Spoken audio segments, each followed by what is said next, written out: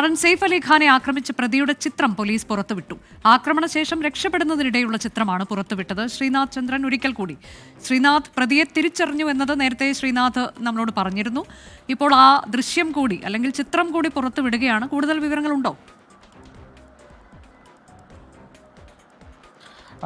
അനുജ, ഈ CCTV ദൃശ്യങ്ങൾ പോലീസിന്റെ കൈവശമുണ്ടെന്ന് നേരത്തെ നമ്മൾ റിപ്പോർട്ട് ചെയ്തതാണ്.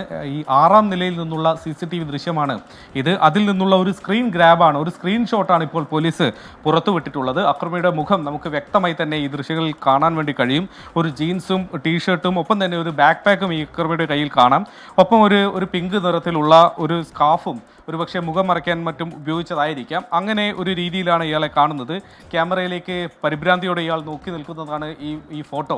ഏതായാലും ഇയാളെ അതിവേഗത്തിൽ കണ്ടെത്താനുള്ള ശ്രമമാണ്. അതിൻ്റെ ഭാഗമായാണ് ഇയാളുടെ ഫോട്ടോ ഇങ്ങനെ മാധ്യമങ്ങൾക്ക് നൽകി പരമാവധി ഇയാളെ കണ്ടെത്താനുള്ള ശ്രമങ്ങളിലേക്ക് പോലീസ് ഇപ്പോൾ കടക്കുന്നത്. ഈ അന്വേഷണത്തിലെ ഏറ്റവും നിർണായകമായ ഒരു ഘട്ടം ഈ പ്രതിയെ പിടികൂടുക എന്നത് തന്നെയാണ്. അതിലേക്ക് പോലീസ് അതിവേഗം നീങ്ങുന്നു എന്നതാണ് അവർക്ക് ഏറ്റവും സഹായകരമായി മാറിയത്. ഈ CCTV ദൃശ്യങ്ങൾ തന്നെയാണ്.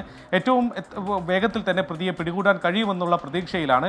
ഈ പ്രതി എങ്ങനെ വീടിനകത്തേക്ക് കയറി എന്ന കാര്യത്തിൽ ഈ സംശയിക്കുന്നത് ഈ ഫയർ സ്റ്റെയർകേസ് വഴി പുറകുവശത്തുള്ള സ്റ്റെയർകേസ് വഴി അയാൾ മുകളിലേക്ക് കയറി എന്നതാണ്. പിന്നീട് മണിക്കൂറുകളോളം മുറിക്കകത്ത് ഒളിച്ചിരുന്നു. അതേ വഴി തന്നെ തിരികെ ഓടി രക്ഷപ്പെട്ടു എന്നതാണ് പോലീസിന് ഇപ്പോൾ ഉള്ള നിഗമനം. മോഷണ ശ്രമമായിരുന്നു ഇയാളുടെ ലക്ഷ്യം എന്നതാണ് പോലീസ് ഇപ്പോൾ മനസ്സിലാക്കുന്നത്. ഏതായാലും ഇയാളെ കസ്റ്റഡിയിലെടുത്ത് ചോദ്യം ചെയ്തതിന് ശേഷമേ മറ്റേതെങ്കിലും തരത്തിലുള്ള ലക്ഷ്യം ഇയാൾക്കുണ്ടായിരുന്നോ എന്നുള്ള കാര്യത്തിലൊക്കെ ഒരു വ്യക്തത വരുത്താൻ കഴിയുക.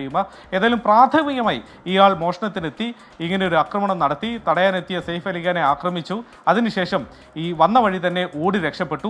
അതിനിടയിലാണ് ഈ CCTVയിൽ ഇയാളുടെ മുഖം വ്യക്തമായി തന്നെ പതിയുകയും ചെയ്തിട്ടുള്ളത്.